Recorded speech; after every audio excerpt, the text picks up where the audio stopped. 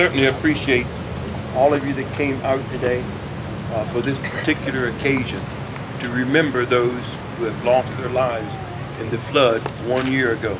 I remember vividly that particular situation because during that period of time, I soon after that, 2 days after that, as a matter of fact, had a loss myself that was not directly connected to the flood, but nevertheless, it was a devastating loss for me.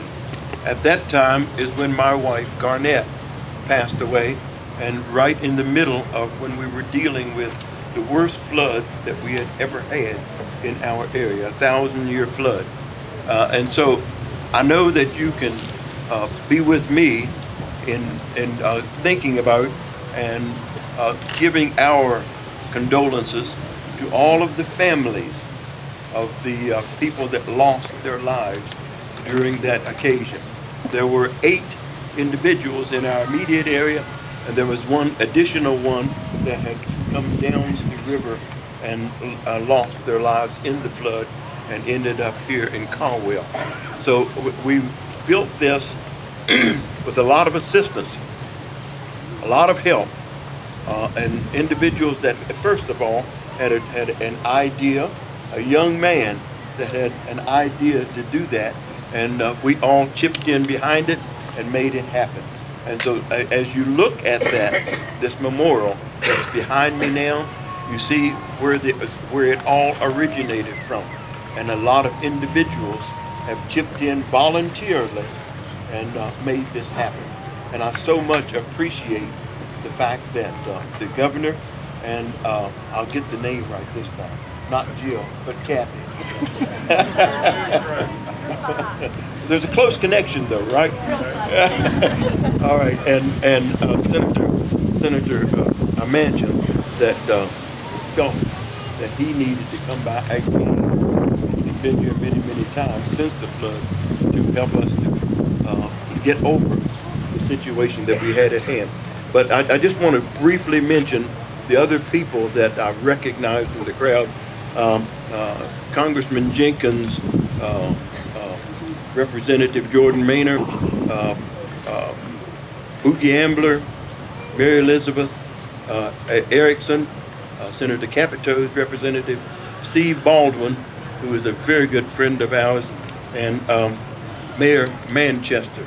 If I missed any, charge it to my heart, and my head rather, and not to my heart, because I really intended to say that we're happy to have each and every one of you, and even the citizens that have disrupted their day.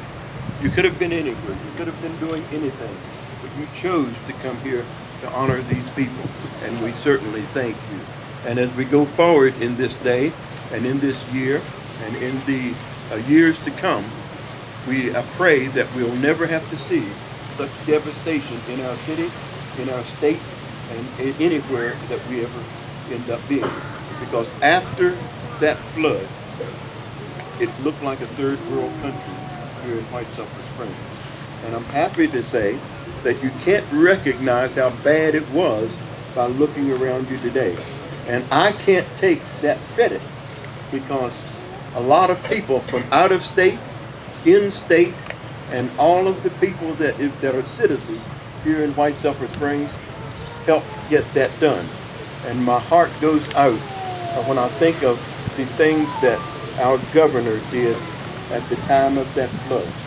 That was, as I mentioned, 1 year ago, and he felt the need by seeing so many people that were displaced and so many people that had lost their homes. He felt the need to open up even the Greenbrier and let people come in for a period of time so they could get their legs and get straightened out. So we so much appreciate that. And at this time, if you will join me in giving a hand to Governor Jim Justice.